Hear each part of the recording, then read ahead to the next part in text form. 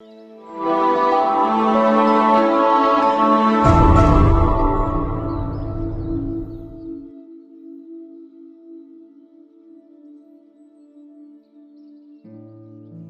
खुदावंद मेरे अजीज भाइयों और बहनों, आज हम बड़ी खुशी और शादमानी के साथ पूरी आलमगीर कलीसिया के साथ मिलकर पाक खानदान की ईद मना रहे हैं।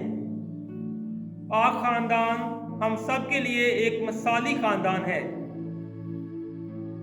जिसमें मुकद्दसा मरियम, हजरत यूसुफ और बच्चा यस्सु है। ये खानदान नासरत का रहने वाला है। इनकी दुआया जिंदगी बहुत ही मजबूत है और ये खुदावंद के अहकाम को, खुदावंद के कलाम को सुनने वाले हैं। पाकमा कैथोलिक कलीसिया हमें दावत देती है कि हम हमेशा पाक खानदान के नक्शे कदम पर चलें और अपने अंदर मसीही खूबियों को परवान चढ़ने दें। जैसा कि हम सब जानते हैं कि खानदान मुआशरे की बुनियादी इकाई है और खानदान में रहकर ही एक शख्स अपने किरदार को निखारता है और उसे एतमाद मिलता है ताकि वो मुआशरे में जाकर एक अच्छा इंसान बने और अपनी जिम्मेदारियों को अच्छे तरीके से निभाए।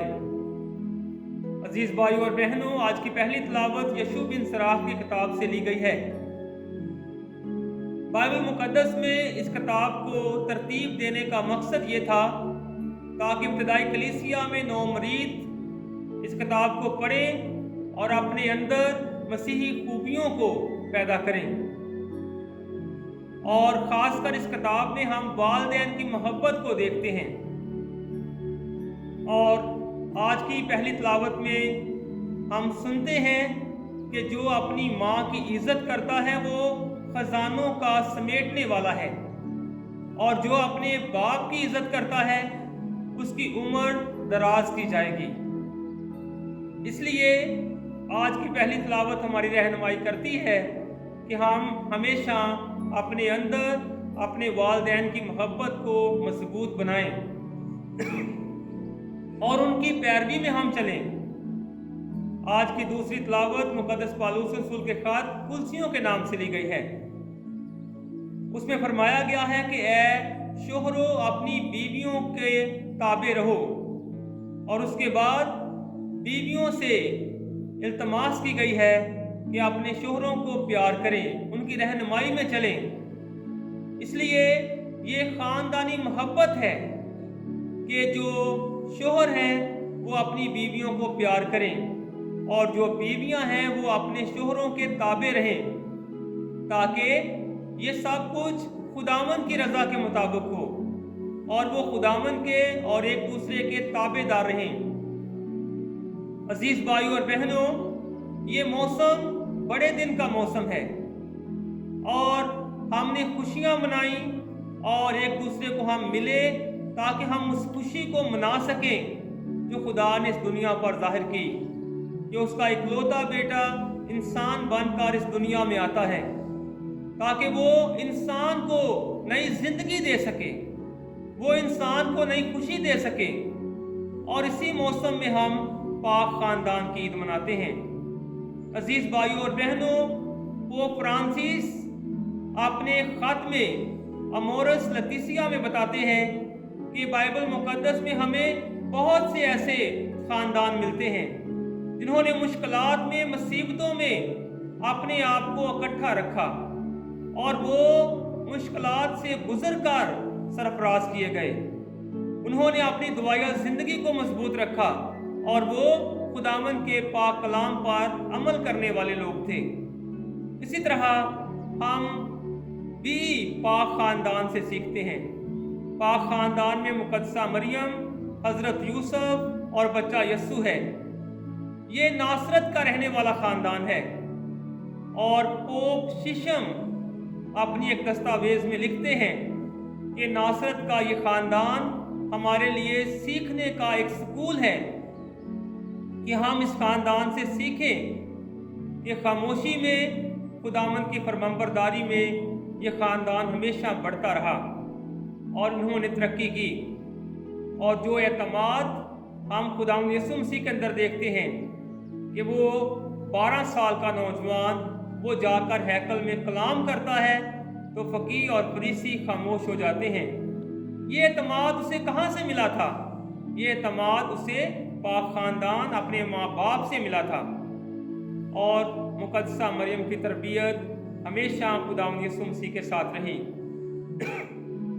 अजीज भाइयों और बहनों, आज की अंजील मुकद्दस लूका की अंजील उसके दूसरे बाब में से ली गई है। मुकद्दसा मरियम और हजरत यूसुफ बच्चा यस्सु को लेकर हैकल में जाते हैं और वहां पर चूंकि खुदावंद यीशु मसीह की पैदाइश तमाम अंबिया की पेशन गोइयों के मुताबिक हुई, इसलिए आज की अंजील मुकद्दस में हम खुदावंद यीशु मसीह को देखते हैं कि उसकी मुलाकात बुजुर्ग शमाउन के साथ होती है। लेकिन उसके बाद अजीज़ो पाक कलाम में लिखा है कि खुदावंद यीशु मसीह बढ़ते गए और हिकमत और खुदावंद का फजल उन पर था। ये खुदावंद यीशु मसीह का बढ़ना और मजबूत होना इस बात की तरफ इशारा करती है कि उनके घर का माहौल और वालिदैन की जो जिम्मेदारी है वो बहुत अहम है। अजीज भाइयों और बहनों, आज हम अपने खानदानों को देखें। आज पाक खानदान की रहनुमाई करना और उनकी रहनुमाई में चलना हमारे लिए बहुत ज़रूरी है। आज के ख़ानदानों में बहुत से मसाइल हैं, जिनमें टूटे हुए ख़ानदान, जिनमें औलाद वालिदैन की परमंबरदार नहीं। आज मोबाइल का दौरा है, जहाँ पर कहा जाता था कि वालिदैन की जो खासकर माँ की गोद है वो पहली दरसगाह है। लेकिन आज हम देखते हैं कि ख़ानदानों में मोबाइल कल्चर बहुत ज़्यादा प्रमोट हो रहा है और एक माँ अपनी जिम्मेदारियों को अच्छे तरीके से नहीं निभा रही, एक बाप अपनी जिम्मेदारियों को अच्छे तरीके से पेश नहीं कर रहा। तो ये पाक ख़ानदान हमारे लिए एक मॉडल है। ये ख़ानदान दुआगो था, ये ख़ानदान खुदावंद की आवाज़ को सुनने वाला था, ये ख़ानदान शरीयत के मुताबिक चलता था। इसलिए हमारे ख़ानदानों के लिए भी ये एक अच्छा वक्त है कि हम पाक ख़ानदान की जब ईद मना रहे हैं तो हम भी हमेशा अपनी दुआया ज़िंदगी को अच्छा बनाएं। हम भी पाक कलाम को ख़ानदानी सतह पर पढ़ें, हम भी पाक रोज़री को अपने ख़ानदानों में आम करें और ख़ासकर पाक यूक्रिस्ट के लिए अपने बच्चों को लेकर हम गिरजाघर में आएँ, पाक मास की कुर्बानी के लिए आएँ, ताकि पाक यूक्रिस्ट में जब हम शामिल होते हैं तो हमारे ख़ानदान बरकत हासिल करें और खुदावंद की मोहब्बत में बढ़ते और तरक्की करते जाएं।